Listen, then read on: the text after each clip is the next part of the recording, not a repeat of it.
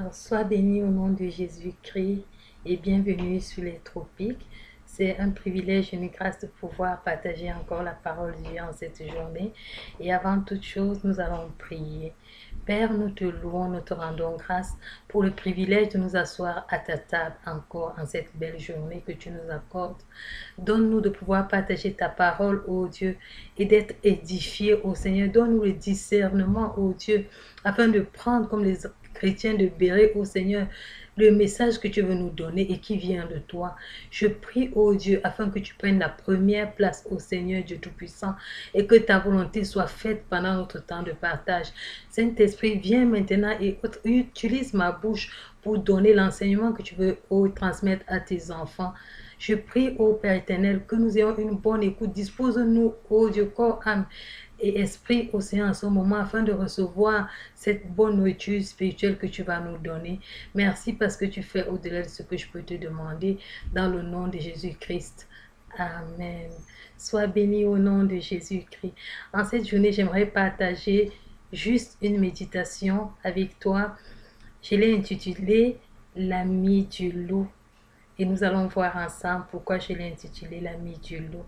Et je prie que le Seigneur, au travers de cette méditation, t'édifie dans ta foi. Bien, l'ami du loup. Nous allons voir qu'est-ce que c'est que le loup. D'abord, avant toute chose, et c'est très important de savoir dans quel contexte nous avançons. Alors, un loup, en général, est un mammifère canidé, carnivore sauvage. Il est très voisin du chien. Et il est donc carnivore, ça veut dire qu'il se nourrit de la chair. Et pour chasser, il poursuit généralement sa proie sur plusieurs kilomètres jusqu'à épuisement de cette proie. Et quand cette proie s'épuise, c'est là qu'il réussit à l'attraper. Et voilà, en ce qui concerne le loup sur le plan physique. Mais nous pouvons aussi, le comportement du loup peut être apparenté à l'être humain. La société est divisée en deux grands types, l'espèce animale et l'espèce humanoïde. Les animaux, généralement, selon la science, ne raisonnent pas, tandis que les humains peuvent raisonner. Et justement, à cause de leur raisonnement, les humains peuvent adopter le comportement du loup. Et sur le plan, ce comportement peut se voir soit sur le plan physique, soit sur le plan spirituel. Alors, qu'est-ce que c'est qu'un loup sur le plan physique? Sur le plan physique, le comportement de l'humain qui s'apparente au loup, c'est cet homme-là qui a un comportement asocial, qui est capable de tuer, qui est capable d'organiser des guerres, qui est cruel, gourmand, rapace ou destructeur.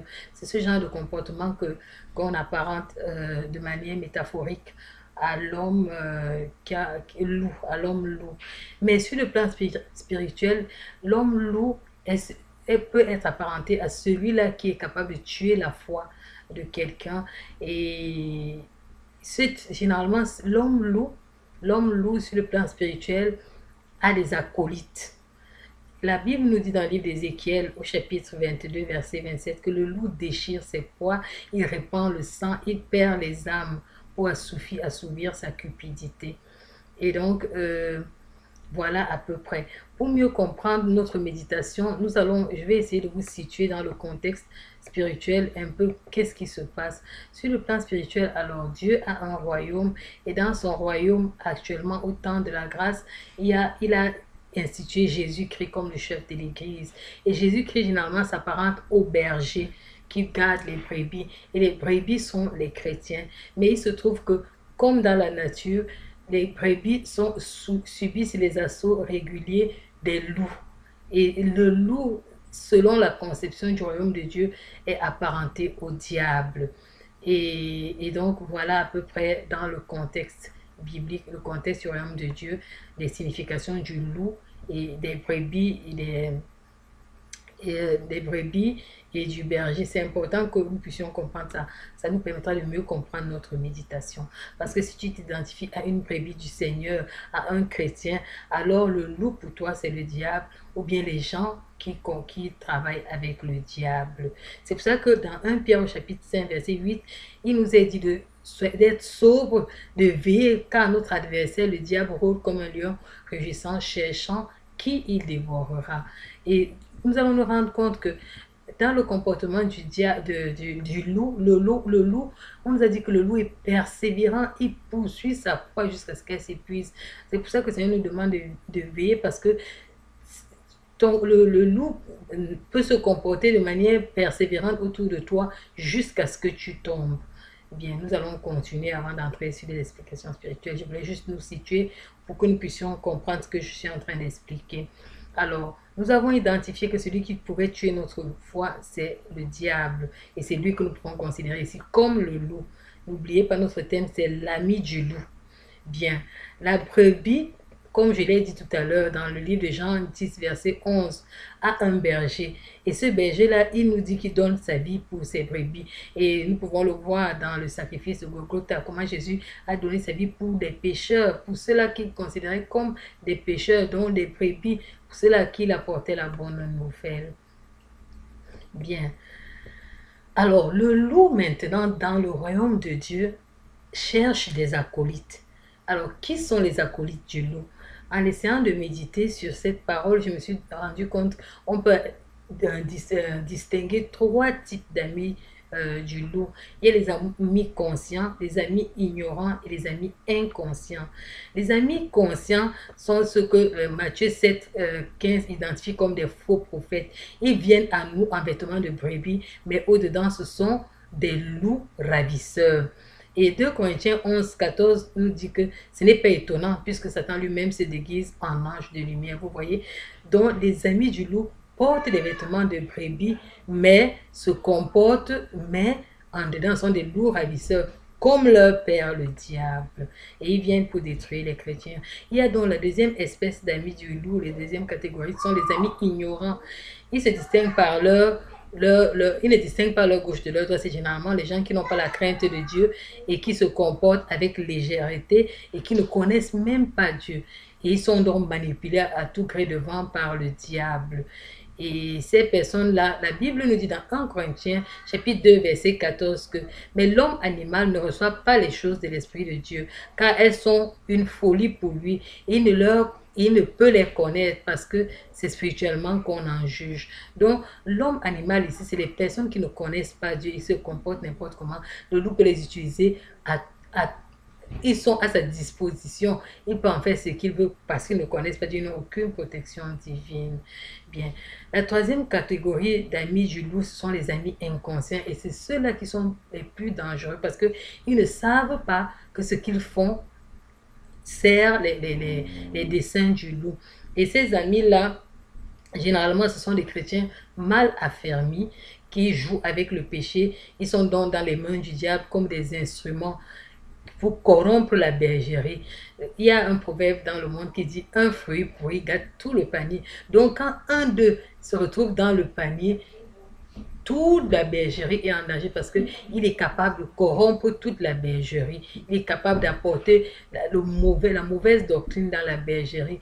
Et justement, Matthieu chapitre 7, verset 16 nous dit « Vous les reconnaîtrez à leurs fruits. Cueille-t-on des raisins sur les épines ou des figues sur les charbons ?» C'est pourquoi quiconque entend ces paroles en pratique sera comme un homme prudent qui a bâti sa maison sur le roc, nous dit Matthieu 7, verset 24. Donc ces amis inconscients ne savent pas que le loup est là, ne savent pas que leurs actes servent les desseins du loup et ils sont là dans la maison de Dieu. Ils sont donc comme des éléments, des pions que le diable pousse à tout gré de vent pour corrompre la saine doctrine dans la maison de Dieu. Et rappelez-vous que 1 Corinthiens 15, verset 33 nous met en garde en disant « Ne vous y trompez pas, les mauvaises compagnies corrompent les bonnes mœurs. » Donc faisons très attention lorsque nous sommes dans la maison de Dieu avec les gens. Alors comment discerner donc ces gens-là?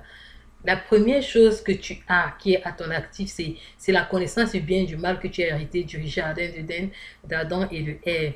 En plus, tu peux interroger les actes que les gens posent autour de toi. Et tu peux les interroger ces actes par ta conscience ou par la parole de Dieu. Et tu as des aînés dans la foi qui sont comme des références.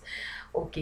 Si à ce niveau-là, jusque-là, tu n'arrives pas à bien discerner qui est à côté de toi, tu as le Saint-Esprit que Dieu t'a donné qui peut te diriger, qui peut te montrer que les actes ou la conduite des gens qui sont autour de toi est bien ou ne l'est pas.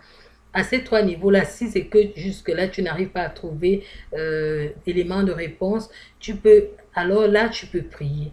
Et quand tu vas prier, Dieu va sûrement se révéler à toi, il va te donner des réponses satisfaisantes. Bien, si tu réussis à discerner, comment tu peux donc te prémunir face à cette entrée des loups dans la maison, dans la bergerie? Alors, 1 Pierre 5 au chapitre 9 nous dit résister lui avec une foi ferme. Donc tu dois déjà être affermi dans ta foi. Et rappelle-toi que la foi vient de ce qu'on entend et ce qu'on entend est inscrit dans la parole de Dieu. Et cette parole-là, Josué te dit dans Josué 1 au chapitre 1 verset 8 que de méditer la parole nuit et jour. Et dans Éphésiens chapitre 6 verset 14, il te dit, tiens ferme en ayant à terrain la vérité pour ceinture, en revêtant la cuirasse de la justice, en mettant pour chaussure à tes pieds le zèle que donne l'évangile de paix, et de prendre au-dessus de tout cela le bouclier de la foi avec lequel tu peux éteindre tous les traits enflammés de l'ennemi. En plus de cela, il dit de prendre le casque du salut, l'épée de l'esprit qui est la parole de Dieu.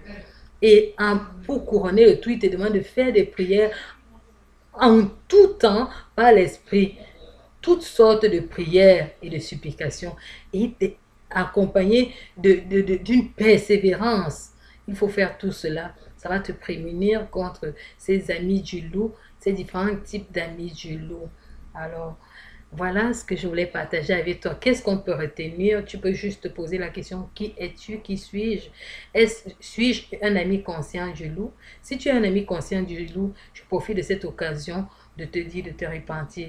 Parce que chaque acte que tu poses, tu vas rendre compte à Dieu. Dieu existe et il est vrai. Et le loup que tu sers est un menteur, c'est un dévoreur. Il n'est là que pour détruire. Alors que Jésus a donné sa vie afin que tu puisses avoir le salut. Répands-toi de tes actes et viens marcher dans la justice. Si tu es un ami du loup ignorant, inconscient plutôt, je te dis, fais attention à tes actes parce que les actes que tu poses peuvent servir les desseins du loup. Par contre, si tu es un ami ignorant, voici l'occasion pour toi de saisir le salut. Parce qu'il y a plus de 2000 ans, ton Créateur t'a tant aimé qu'il a donné son Fils unique, afin que si tu crois aujourd'hui, tu aies la vie éternelle. Et ce jour du salut-là, c'est aujourd'hui pour toi. Si tu acceptes le Seigneur Jésus-Christ comme ton Seigneur et Sauveur personnel, tu seras sauvé. Tu reconnais tout simplement que tu es pécheur et que tu te détournes du mal. Tu l'invites à venir demeurer dans ton cœur et il va te guider. Et si tu veux véritablement faire cette prière, tu peux m'écrire dans mon compte minga2020@yahoo.com. Je pourrais te conduire dans une communauté où on pourra t'aider à faire cette prière. Tu pourras recevoir des enseignements qui t'édifieront. Voilà ce que je voulais partager avec toi. Es-tu l'ami du loup? Et quel ami es-tu? Conscient, inconscient ou ignorant? Examine-toi et répands-toi de ta conduite. Marche en honnêteté de vie. Si tu es un ami inconscient, voici l'occasion où tu peux examiner tes actes. Je t'ai donné les quelques clés que tu peux utiliser pour t'examiner afin de marcher dans la vérité. Que mon Dieu te bénisse. Nous allons prier. Père, béni sois-tu pour ce merveilleux du moment que nous avons partagé avec toi. Merci parce que tu nous enseignes au travers de ta parole et tu nous montres que nous devons marcher, oh Dieu, dans la sanctification et dans l'honnêteté. Merci parce que tu nous montres que le diable peut se servir de nous même en étant enfant de Dieu, même de manière inconsciente, par nos agissements, par nos actes, par nos pensées, par ce que nous faisons. Seigneur, donne-nous de ne pas pactiser, oh Dieu, avec notre conduite, avec nos paroles, avec nos pensées, aux actes qui nous amènent à la perdition, ni de ne polluer, oh Dieu, tes enfants, ton peuple, par nos agissements, par nos actes, ou bien par nos pensées, ou bien par nos raisonnements. Au nom de Jésus, Préserve tes enfants, préserve ton peuple. Seigneur, touche cela, oh Dieu, qui encore se comportait avec tant de légèreté sans se rendre compte et ramène-les à toi au nom de Jésus-Christ. Apporte la guérison dans ton peuple. Je prie afin que le fruit pourri soit identifié en tout lieu où il se trouve, afin que ton peuple soit assaini au nom de Jésus-Christ. Merci parce que tu le fais. Merci parce que tu agis dans la vie de quiconque m'écoute. Et pour ceux-là qui ne te connaissent pas, Seigneur, voici l'occasion. Je prie afin qu'au Dieu au son de ma voix, et tu puisses toucher leur cœur et qu'ils puissent se repentir et venir à toi. Père, fais au-delà de ce que je te demande. Dans le nom de Jésus-Christ, je t'ai prié. Amen. Sois béni au nom de Jésus-Christ et fais attention. Sache qu'il y a le loup au milieu de nous. Sache qu'il est là avec ses amis et ses amis peuvent être proches de toi ou éloignés de toi. Fais très attention à ta conduite. Que mon Dieu te bénisse au nom de Jésus-Christ. Amen.